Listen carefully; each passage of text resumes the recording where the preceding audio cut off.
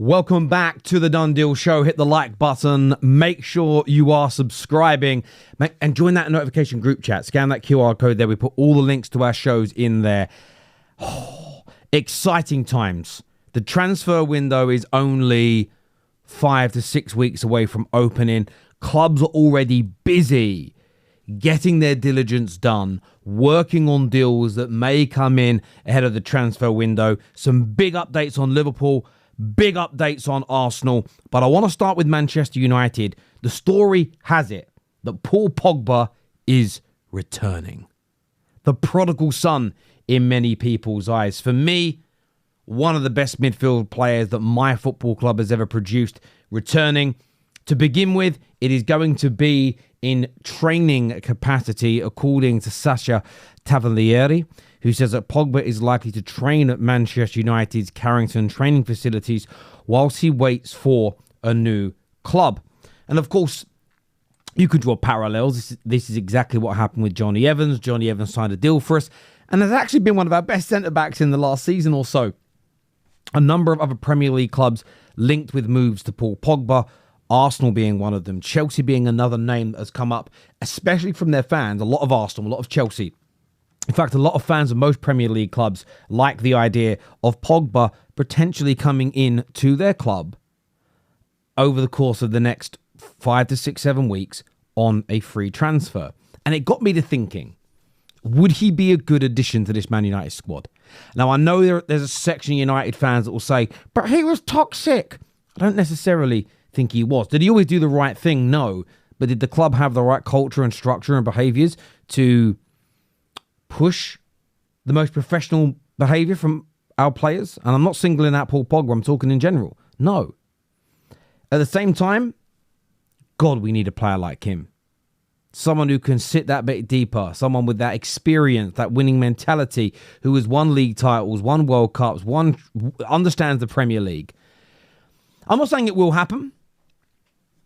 But you know, if he starts looking good in training, I really wouldn't be adverse to a short-term deal, a 6-month deal, an 18-month deal.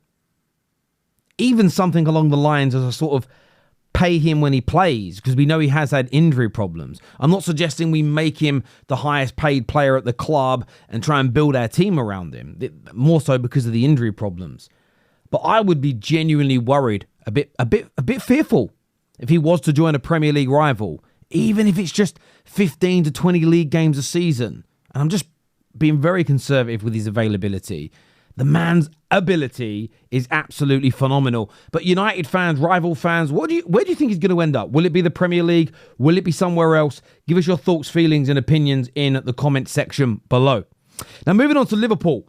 Liverpool are prepared to make, this is a story that's circulating today, Liverpool are prepared to make Trent Alexander-Arnold the highest paid English player in the Premier League if he signs a new deal. I think KDB, maybe Haaland, at around 400-odd thousand a week is currently the highest paid player in the Premier League. And this is something Liverpool have got to do. I don't believe there is a right back in the world who has the last 18 months, the defensive abilities of Trent have improved no end. He's just matured as a defender so much better. But you couple it with his ability on the ball, his availability, fitness, speed, crossing, shooting, free kicks. Can even take a penalty if you need him to. You put that whole package together, money can't buy Liverpool somebody as good, in my humble opinion. So making him the highest paid player in the Premier League, breaking the bank, as a figure of speech, don't literally break the bank, keeping him away from Real Madrid, showing that ambition is the best thing that FSG could do. I almost feel that he's irreplaceable. Van Dijk's a little different because although he's still one of the best centre-backs in the world, he's near the end of his career. Mo Salah is the greatest Premier League player for Liverpool in the Premier League era. He just is. He's one of the greatest of their club's history. But there are other players out there, one of which we're going to mention in a minute in a separate story, who you could replace his goals with. You might not get a winger or an inside forward on the right that scores as many, but you might be able to go out and get yourself a centre forward that can replace the goals. At least the output can be replaced. I just think Trent's too unique. I don't think they can. So if this story is true, Liverpool fans should be very, very excited. And it would also show, again, how well FSG, typically speaking, not saying they don't make mistakes, so let's not get pedantic about these conversations, but it shows how well run they are. Now, moving to North London and talking about Arsenal, I saw a headline that says Arsenal get Viktor Gyökeres boost. And you always think, what does this mean? I'm scared of Arsenal getting Gyökeres. Genuinely, I'm scared of Arsenal getting Viktor Gyökeres. And I'll tell you as to why. Man United have said we're not going to go after any sporting players in January. That worries me if we've really agreed to that, because what if Arsenal make that move now? Do we break that promise and damage a relationship? Maybe there's a contract. Maybe we literally can't buy anybody in January. Therefore, a team like Arsenal, a team like Chelsea could slip ahead of us. But it's also been reported at the same time that we know that Barca have been linked to the player. But the Barca sporting director, Deco, has ruled the Spanish giants out of the race for his signature. So Arsenal were already seen as the favourites in England to land him. Man United have stated they will not be going for a sporting player in January. Arsenal need a prolific goal scorer and someone that's very good technically, good in the approach play, can play ball. Barcelona were heavily linked. They have publicly stated they're not moving for him. It's opening up for Arsenal.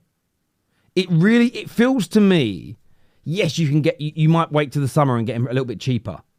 But it feels a no-brainer. If I remove my Man United hat, I want United to get this guy. I know we've got Xerxes. I know we've got Rasmus Højlund, who I like. I just think Viktor Gyökeres is a different level.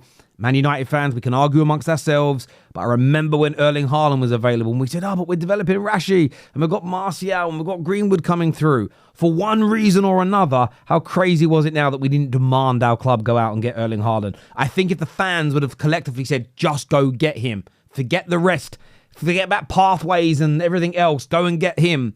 Imagine Erling Haaland and the goals he would have scored for us in the last 3 to 4 years.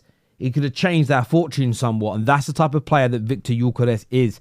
And this does feel like a good boost for Arsenal, with United seemingly out of the race for a period of time. Barca publicly stating they don't want to get involved. Arsenal have to act.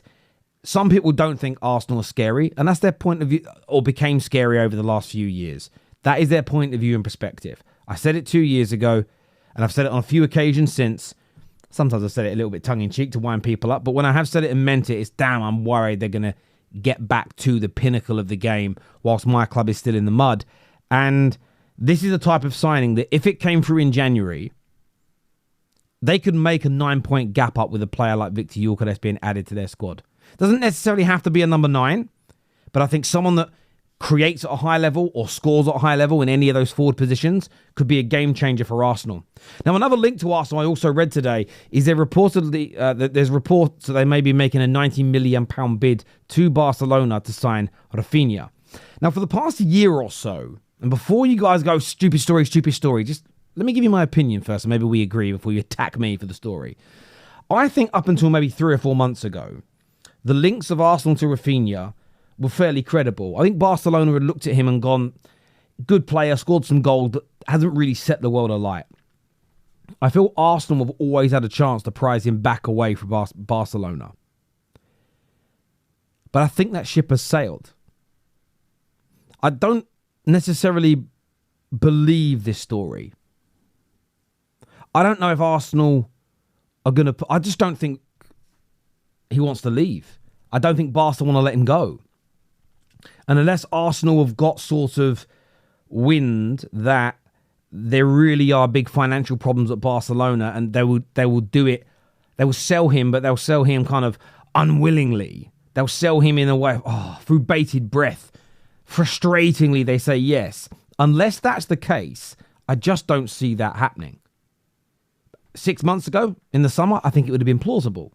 Last January, I think it'd have been gettable. He seemed kind of out of favour. Fans weren't that sold on him. He seemed like a player that could be used, leveraged to give Barca some money to pay their debts. Don't think that's the same anymore. I think he's too valuable to them. Even though they have got financial difficulties still, I believe he's too valuable. But for me, as a Man United fan, I hope they don't go for Rafinha, and I certainly hope they don't go and sign Viktor Gyökeres.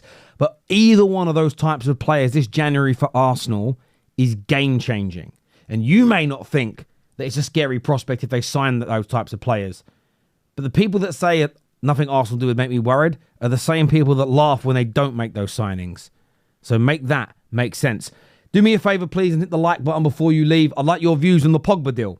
Trent being the highest paid player in the Premier League for Liverpool, and the Gyökeres links to Arsenal. Leave us your comments below. Remember to join that group chat right now where we share all our links and transfer news and on all different bits and pieces as well. Take care, goodbye, God bless, and we'll see you all again soon. Peace!